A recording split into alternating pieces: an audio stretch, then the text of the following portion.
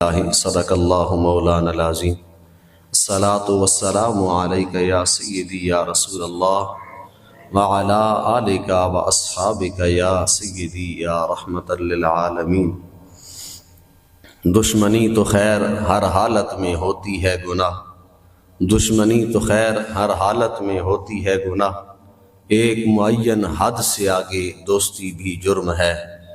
ہم وفائیں کر کے رکھتے ہیں وفاؤں کی امید، ہم وفائیں کر کے رکھتے ہیں وفاؤں کی امید، دوستی میں اس قدر سوداگری بھی جرم ہے۔ آج کا ہمارا موضوع ہے اچھی اور بری صحبت اور پھر اس کا نتیجہ کیا ہے۔ اچھا دوست ہوگا تو اس کا فائدہ کیا ہوگا، برا دوست ہوگا تو اس کا نقصان کیا ہوگا۔ بندہ مومن کے لیے اللہ کریم کا فرمان ہی حرف آخر ہوا کرتا ہے۔ مالک کریم نے فرمایا یا ایھا الذین آمنوا اتقوا اللہ، اے ایمان والو اللہ سے ڈرتے رہو، وکونوا مع الصادقین، اور سچے لوگوں کے ساتھ دوستیاں اختیار کرو۔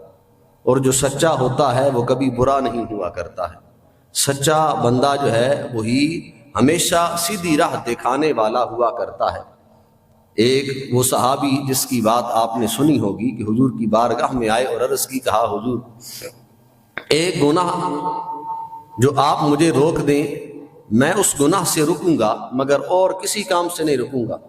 تو سرکار نے فرمایا پھر وعدہ کر لے کہ آج کے بعد تو جھوٹ نہیں بولے گا۔ اب وہ گیا، اس نے نماز کا وقت ہوا تو اس نے سوچا نماز پڑھنی ہے یا نہیں۔ اس نے کہا وعدہ تو کر کے آیا ہوں، صرف جھوٹ نہیں بولنا ہے۔ پھر سوچا اگر حضور نے پوچھ لیا نماز پڑھ کے آیا ہے تو جھوٹ تو بولنا نہیں ہے، کیسے کہوں گا کہ نہیں پڑھ کے آیا ہوں۔ کسی بھی کام کو کرنے کا دل کیا تو سوچا اگر سرکار نے پوچھا کہ یہ کر کے آیا ہے یا نہیں تو جھوٹ تو بولنا نہیں ہے، کیسے اس گناہ کا اقرار کروں گا۔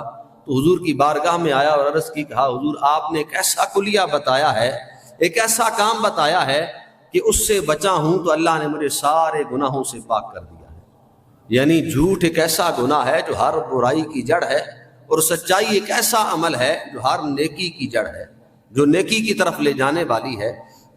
اللہ کریم نے ایک اور مقام پر فرمایا وَاصْبِرْ نَفْسَكَ مَعَ الَّذِينَ يَدْعُونَ رَبَّهُمْ بِالْغَدَاةِ وَالْعَشِيِّ يُرِيدُونَ وَجْهَهُ وَلَا تَعْدُ عَيْنَاكَ عَنْهُمْ تُرِيدُ زِينَةَ الْحَيَاةِ الدُّنْيَا۔ فرمایا اپنے آپ کو اگر کسی کے ساتھ ٹھہرانا ہے تو ایسے بندے کا انتخاب کرو جو صبح ہوتی ہے تو اس مالک کا ذکر کرتا ہے، شام ہوتی ہے تو اس رب کا ذکر کرتا ہے۔ تم دنیا کی زینت چاہتے ہو، ان سے آنکھیں کبھی نہ ہٹانا۔ فرمایا وَلَا تُطِعْ مَنْ أَغْفَلْنَا قَلْبَهُ عَنْ ذِكْرِنَا، اور فرمایا وہ گنہگار بندہ جس کا دل ہم نے اپنے ذکر سے غافل کر دیا ہے۔ یعنی آسان لفظوں میں کہوں تو رب نے فرمایا جو ہمیں یاد کرتا ہے، جو ہمارا نام لیتا ہے، اس کے ساتھ دوستی کرنا، اور جو ہمیں بھول گیا ہے اس کے ساتھ دوستی نہ کرنا۔ جو رب کو بھول گیا ہے وہ تمہیں کیا یاد رکھے گا؟ جس نے رب کا ذکر نہیں کیا ہے، جس نے اسے پیدا کیا ہے، وہ تیری دوستی کی کیا وفا نبھائے گا؟ تو فرمایا ایسے بندے کے ساتھ کبھی نہ رہنا۔ وَاتَّبَعَ هَوَاهُ، جو اپنی خواہش کی پیروی کرنے والا ہو۔ وَكَانَ أَمْرُهُ فُرُطًا، فرمایا اس کا کام ہمیشہ حد سے بڑھنے والا ہے، اس کی کوئی رفتار کی مقدار نہیں ہوتی ہے، کوئی حد نہیں ہوتی ہے، وہ شریعت کو توڑنے والا ہوتا ہے۔ ایسے شخص کو کبھی اللہ کریم نے فرمایا دوست نہ بنانا۔ اور حضور نبی کریم صلی اللہ علیہ وآلہ وسلم نے فرمایا المرء علی دین خلیلہ فلینظر احدکم من یخالل، فرمایا بندہ اپنے دوست کے دین پر ہوا کرتا ہے، بس تم میں سے ہر بندہ دیکھے کہ وہ کسے دوست بنا رہا ہے۔ یعنی اس حدیث کی وضاحت یہ ہے کہ آپ کوئی برائی نہیں بھی کرتے ہیں، لیکن آپ کا جو دوست ہے وہ زمانے میں مشہور ہے کہ فلاں برائی اس میں پائی جاتی ہے، فلاں گناہ وہ کرتا ہے۔ اب رات دن آپ اس کے ساتھ رہتے ہیں، آپ پارسا ہی صحیح، آپ نیکی صحیح، آپ بے شک نمازی ہی صحیح، لیکن جو گناہ وہ کرتا ہے نا وہ بھی آپ کے کھاتے میں پڑتا ہے۔ لوگ کہتے ہیں یہ رات کو بھی اسے ملتا ہے، کوئی نہیں دیکھتا ہے، کیا پتہ یہ تب اس کے ساتھ وہ کام کرتا ہو جو یہ حرام کام کرتا ہے، جو حرام کھاتا ہے حرام پیتا ہے، یہ کیا پتہ اس وقت اس کے ساتھ کرتا ہو۔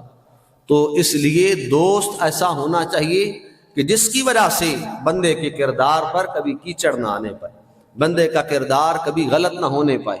حتیٰ کہ حضور نبی کریم صلی اللہ علیہ وآلہ وسلم پر نازل ہونے والے قرآن میں اللہ کریم نے اس بات کا ذکر بھی کیا ہے کہ اچھا بیٹا جو ہے وہ انسان کا اچھا دوست ہوا کرتا ہے، اچھا بیٹا انسان کے اچھے کردار کا حامل ہوا کرتا ہے، کہ باپ زمانے میں بے شک اس کا مقام کوئی نہ ہو، مگر وہ جو بیٹا اس کا اچھا ہے، پوچھا جاتا ہے یہ کس کا بیٹا ہے جس کا اتنا بلند نام ہو گیا ہے، تو اس کے باپ کا نام اس کے ساتھ جڑا ہوتا ہے۔ اب بیٹے کی اچھائی کی وجہ سے باپ کا نام بھی اچھا ہو جاتا ہے، اور وہ باپ جو زمانے میں اپنا سر اٹھا کے چلتا ہو مگر اس کا بیٹا برا نکل آئے تو اس کی ساری اچھائیاں زمانہ بھلا دیتا ہے، کیونکہ اس کے بیٹے کی برائی کے نام کے ساتھ اس کا نام بھی جڑا ہوتا ہے، بیٹے کے ساتھ باپ کا نام بھی جڑا ہوتا ہے۔ اچھا بیٹا انسان کا اچھا دوست ہے، اور بری اولاد انسان کی بری دوست ہوا کرتی ہے۔ اللہ کریم کے نبی حضرت نوح علیہ السلام کا ذکر قرآن کریم میں موجود ہے۔ حضرت نوح علیہ السلام کو اللہ نے کشتی تیار کرنے کا حکم دیا نا، آپ کشتی پر سوار ہو کر نکلے تو آپ نے اللہ کریم کی بارگاہ میں دعا کی، کہا مالک یا بنی ارکب معنا ولا تکن مع الساجدین۔ حضرت نوح علیہ السلام نے دعا کی، کہا مالک آپ نے تو کہا تھا کہ تمہاری اولاد اور تمہارے اہل تمہارے ساتھ ہوں گے، اب میرا بیٹا پیچھے رہ رہا ہے۔ وہ جو منافق تھا، مسلمان نہیں تھا، اللہ کریم نے فرمایا قال یا نوح انہ لیس من اہلک انہ عمل غیر صالح فلا تسألنی ما لیس لک بہ علم انی اعظک ان تکون من الجاہلین۔ حضرت نوح کو اللہ کریم سختی سے حکم دے رہا ہے، کہا نوح یہ تیرا بیٹا نہیں ہے بیٹا، حقیقی بیٹا ہے، لیکن کہا لیس من اہلک انہ عمل غیر صالح، کیوں؟ فرمایا اس کا کوئی نیک عمل نہیں تھا، ہم نے کہا تھا تیرے وہ اہل جو تیرے بیٹے نبی ہوں مگر تجھے ماننے والے ہوں انہیں ہم کشتی میں سوار کریں گے، مگر جو تیرا بیٹا بھی ہے نیک عمل نہیں کرتا ہے اس کی ذمہ داری ہماری نہیں ہے۔ اور پھر فرمایا اے نوح ایسی چیز کے بارے میں سوال نہ کیجیے جس کے بارے میں آپ جانتے نہیں ہیں، انی اعظک ان تکون من الجاہلین۔ قرآن کا ترجمہ ہے اور رب کا کلام ہے۔ فرمایا اے نوح کہیں ایسا نہ ہو کہ تو ہماری بات نہ مانے اور تو ان لوگوں میں سے ہو جائے جو کچھ نہیں جانتے ہیں۔ حضرت نوح علیہ السلام نے کہا اے میرے مالک میں معافی مانگتا ہوں، وَإِلَّا تَغْفِرْ لِي وَتَرْحَمْنِي أَكُن مِّنَ الْخَاسِرِينَ۔ کہا مالک اگر تو معاف نہیں کرے گا تو نوح خسارے والوں میں سے ہو جائے گا۔ تو ان آیات میں اللہ کریم نے بتایا ہے کہ بیٹا اگر صالح ہو، بیٹا اگر نیک ہو تو پھر وہ اہل کہلانے کا حقدار ہوا کرتا ہے، لیکن اگر بیٹا نیک نہ ہو، باپ نیک ہو تو وہ اس کی اولاد کہلانے کا حقدار ہی نہیں ہے۔ وہی بیٹا اصل اولاد ہوا کرتا ہے جو نیک ہوا کرتا ہے۔ اللہ کریم نے قرآن کریم میں اور حضور نبی کریم صلی اللہ علیہ وآلہ وسلم نے اپنے ارشادات میں ہمیں یہ سبق دیا ہے کہ دوستی جو ہونی چاہیے اس میں خالص اللہ کی رضا ہونی چاہیے، درمیان میں کوئی غرض نہ ہو۔ ہم کسی سے یاری رکھتے ہیں نا تو واسطے کے ساتھ رکھتے ہیں، کسی کے ساتھ ہمارا تعلق ہے تو اس میں کوئی نہ کوئی ذریعہ ہوتا ہے، کوئی نہ کوئی ہمیں غرض یا لالچ ہوتی ہے۔ کسی لالچ کے بغیر دوستی رکھیں۔ جو نیک بندہ ہے نا اس سے دوستی ویسے بھی اللہ کی رضا کی خاطر ہوتی ہے، اس نے کیا دینا ہے آپ کو سوائے نیکی کے، سوائے اچھے عمل کے، کیا دینا ہے اس نے آپ کو؟ اس کے ساتھ آپ کی دوستی اللہ کی رضا کی خاطر ہوتی ہے۔ حضور نبی کریم صلی اللہ علیہ وآلہ وسلم نے فرمایا پہلی امتوں میں ایک شخص تھا جو کہیں سفر کر کے اپنے دوست کو ملنے جا رہا تھا، رستے میں اللہ کا فرشتہ آ گیا انسانی شکل میں، اور اس نے اس سے پوچھا بھائی بندے کہاں جا رہا ہے؟ اس نے کہا فلاں دور علاقے میں جا رہا ہوں، اپنے ایک دوست سے ملنے جا رہا ہوں۔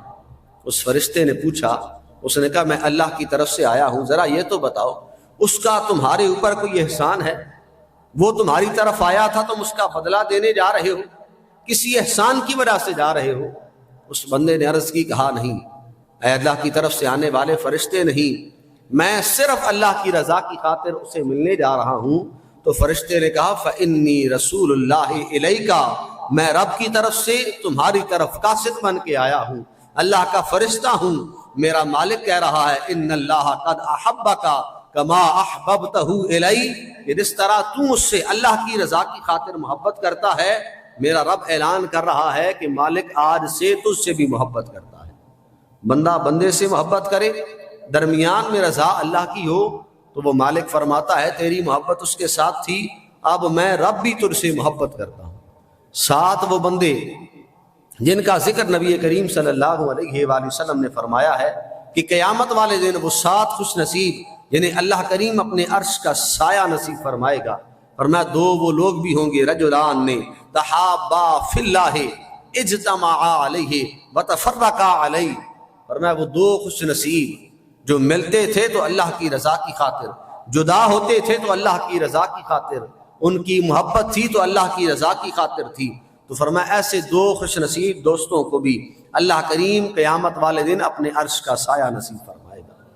حضور نبی کریم صلی اللہ علیہ وآلہ وسلم نے فرمایا جن کی دوستی اللہ کی رضا کی خاطر ہوگی، قیامت والے دن ایسے نور والے ممبروں پر انہیں بٹھایا جائے گا، اتنے چمکدار ہوں گے، اتنے چمکدار ہوں گے۔ سرکار نے فرمایا صدیقین اور شہداء بھی رشک کریں گے۔ وہ جو سچا ہوگا، وہ جو شہید ہو کر گیا ہوگا، وہ بھی پوچھے گا یہ کون سے ممبر پہ بیٹھا ہے، یہ کون بندہ ہے؟ تو کہا جائے گا یہ وہ 2 لوگ ہیں جو اللہ کی رضا کی خاطر دوستی کیا کرتے تھے۔ اور دوستی میں کبھی ایسا بھی ہوتا ہے کہ بندہ کبھی کوئی غلط کام بھی کر جاتا ہے، یعنی دوستی میں بے وفائی بھی کر جاتا ہے، تو اس ایک بے وفائی کی وجہ سے ساری زندگی کی دوستی پر پانی نہیں پھیرنا چاہیے، ساری زندگی کے اس کے اعمال کو بھول نہیں جانا چاہیے۔ حضور نبی کریم صلی اللہ علیہ وآلہ وسلم کی زندگی سے ہم ایک ایسا واقعہ سنتے ہیں جس کا بڑا ہی کردار ہے انسان کی شخصیت پر عمل درآمد ہونے میں۔ حضرت علی المرتضیٰ اور آپ کے ساتھ سرکار نے، بخاری کی حدیث مبارکہ ہے، چند ایک صحابہ کو بھیجا، فرمایا جاؤ فلاں مقام پر تمہیں ایک عورت ملے گی، اس کے پاس ایک خط ہوگا، وہ خط لے کر آؤ۔ اب حضور علیہ السلام کے حکم پر عمل کرتے ہوئے صحابہ کرام اس جگہ پہنچے، انہیں ایک عورت ملی، اسے کہا تمہارے پاس خط ہے؟ اس نے کہا نہیں کوئی خط نہیں ہے۔ پھر اس کی تلاشی لی گئی، نہیں اس نے دیا۔ اس کے بالوں کے اندر سے خط نکلا، اس نے حوالے کیا، حضرت علی المرتضیٰ لے کر حضور کی بارگاہ میں آئے۔ اب وہ خط کیا تھا؟ وہ خط تھا جو ایک حاطب، حضور علیہ السلام کے صحابی تھے، مسلمان تھے، ان کی طرف سے مشرکین مکہ کو لکھا گیا، جس میں اندر کی خبریں تھیں جو ان کو بتائی جا رہی تھی۔ اور یہ وہ حاطب صحابی تھے جو مدینہ میں رہنے والے تھے، ان کا کوئی رشتہ نہیں تھا مکہ والوں سے، لیکن بدر کے صحابہ میں شمار تھے، بدری صحابی تھے۔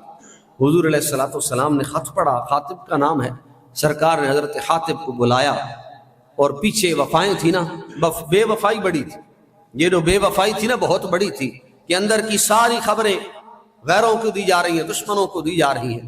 سرکار نے بلایا اور حاطب سے پوچھا حاطب کیا وجہ ہے؟ حضرت حاطب نے عرض کی، کہا حضور یہ جو آپ کے ساتھ بیٹھے ہیں یہ تو سارے مکہ سے آئے ہیں، ان کا کوئی نہ کوئی رشتہ ہے مکہ والوں کے ساتھ، قریشیوں کے ساتھ، مگر میرا تو کوئی رشتہ نہیں ہے۔ میں ڈر رہا تھا کہ کہیں اگر میں پکڑا گیا تو کوئی نہ کوئی ایسا کام کر جاؤں کہ وہ میرے گھر والوں کے ساتھ تھوڑا نرم سلوک کرے، اور میری کوئی وجہ نہیں تھی، نہ ہی میں دین کو چھوڑنے کا ارادہ رکھتا ہوں، نہ ہی اللہ اور اس کے رسول کے حکم کے خلاف جانے کا ارادہ رکھتا ہوں۔ حضرت عمر فاروق کھڑے ہوئے، بخاری کے الفاظ ہیں، آپ نے عرض کی، کہا حضور حکم دیجیے، یہ منافق ہیں، اندر کی خبر وہاں تک پہنچائی ہے، میں اس کا سر تن سے علیحدہ کرنا چاہتا ہوں۔ سرکار نے فرمایا نہیں، حاطب شرمندہ ہو گیا ہے، ہم اس کی ایک بے وفائی پر ساری زندگی کی وفاؤں کو نہیں چھوڑیں گے۔ فرمایا اللہ کریم نے اعلان کر دیا ہے، اعملوا ما شئتم، کہ اے بدر کے صحابہ آج کے بعد تم جو کچھ کرتے رہو، قد غفرت اللہ لکم، اللہ کریم نے تمہارے سارے گناہوں کو معاف فرما دیا۔ یعنی حضور نے فرمایا اللہ نے پہلے ہی اعلان کر دیا ہے کہ یہ بدری صحابہ وہ ہیں جو ایسا کوئی عمل کریں گے ہی نہیں جو کہ جہنم میں جانے والا ہو۔ حضور نے فرمایا حاطب کی غلطی ضرور ہے، مگر ہم اس ایک غلطی کی وجہ سے ساری زندگی کی وفاؤں کو نہیں بھولیں گے۔ تو کبھی دوست بے وفائی بھی کر جائے، اس سے غلطی بھی ہو جائے تو اسے معاف کر دیا کریں، چھوڑ دیا کریں، پیچھے دیکھیں کہ اس نے کتنی قربانیاں دی ہیں آپ کے ساتھ۔ آخری حدیث مبارکہ حضور علیہ السلام نے دونوں چیزوں کا نچوڑ نکالتے ہوئے بات کو واضح کیا ہے۔ میرے کریم محبوب علیہ السلام نے فرمایا، بخاری و مسلم کے متفق علیہ الفاظ ہیں، حضور نبی کریم صلی اللہ علیہ وآلہ وسلم کا ارشاد ہے، فرمایا لوگوں سنو اچھا اور برا دوست کیسے۔ قرآن کریم کا ایک اسلوب ہے اور حضور علیہ السلام کا بھی، کہ مثال دے کر بات سمجھائی جاتی ہے۔ انسان ویسے بات کی جائے تو کم سمجھتا ہے، اسے مثال دی جائے تو تھوڑی بات ذرا جلدی سمجھ جاتا ہے، اور یہ قرآن کریم کا اسلوب ہے اور حضور علیہ السلام کا طریقہ ہے۔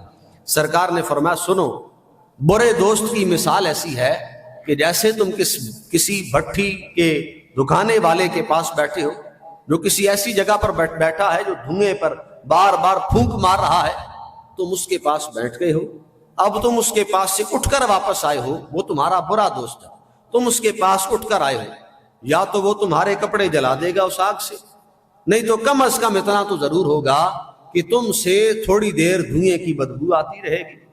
دیکھنے والا، ملنے والا سمجھ جائے گا کہ تم ایک دھوئیں والے کے پاس سے اٹھ کر آئے ہو۔ تو فرمایا برا دوست اس طرح ہے کہ یا تو وہ تمہیں گناہوں پر لگا دے گا جیسے خود لگا ہے، نہیں تو کم از کم جب تم اس کے پاس سے اٹھ کے آؤ گے تو تم سے برائی کی بدبو ضرور آتی رہے گی۔ فرمایا اچھے دوست کی مثال، دوسری مثال ایسی ہے کہ اچھے دوست کی مثال ایک کستورے والے کی طرح ہے، وہ جو خوشبو بیچ رہا ہے گلی محلے میں آواز لگا کر کہ مجھ سے خوشبو لے لو، وہ اچھے دوست کی طرح ہے۔ اس کستوری والے کے پاس تم بیٹھتے ہو، وہ تمہیں خوشبو لگاتا ہے، فری ہی لگا دیتا ہے، تم اس تمہیں خوشبو لگاتا ہے۔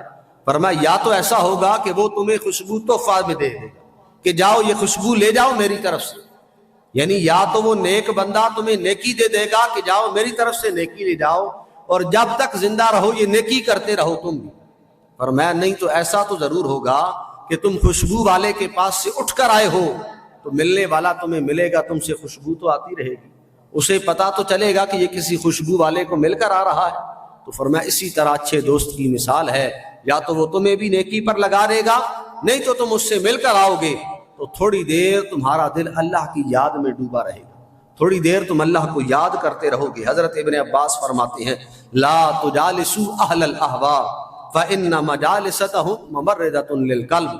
حضرت ابن عباس فرماتے ہیں برے لوگوں کی دوستی میں نہ بیٹھا کرو، برے لوگوں کے ساتھ نہ بیٹھا کرو، کیونکہ ان کی دوستی ایسی ہے جو کہ دل کو مردہ کر دیتی ہے، دل مر جاتا ہے انسان کا اس بات سے۔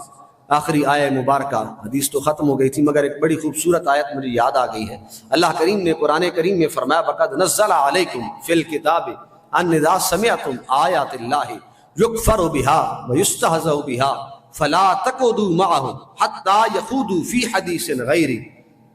فرمایا کبھی ایسے ہوتا ہے تم کسی جگہ پہ بیٹھے ہو، چار لوگ وہ بیٹھے ہیں جو دین کے خلاف بات کر رہے ہیں، قرآن کے خلاف کوئی بات کر رہے ہیں، کسی مسئلے کا مذاق اڑا رہے ہیں، تم بھی وہاں جا کے بیٹھ گئے ہو، تم بات نہیں کر رہے ہو، تم دل میں اس بات کو برا جان رہے ہو، مگر تم ان کے ساتھ بیٹھے ضرور ہو۔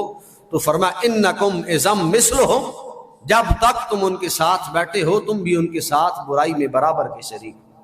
وہ برائی کر رہے ہیں، قرآن کے خلاف کوئی بات کر رہے ہیں، دین کے خلاف کوئی بات کر رہے ہیں، شریعت کے کسی مسئلے کا مذاق اڑا رہے ہیں، تو اللہ کریم نے فرمایا فلا تقعدوا معهم، ان سے دور ہو جاؤ، نہ بیٹھو ایسے لوگوں کے ساتھ جو دین اور شریعت مطہرہ کا مذاق اڑاتے ہیں۔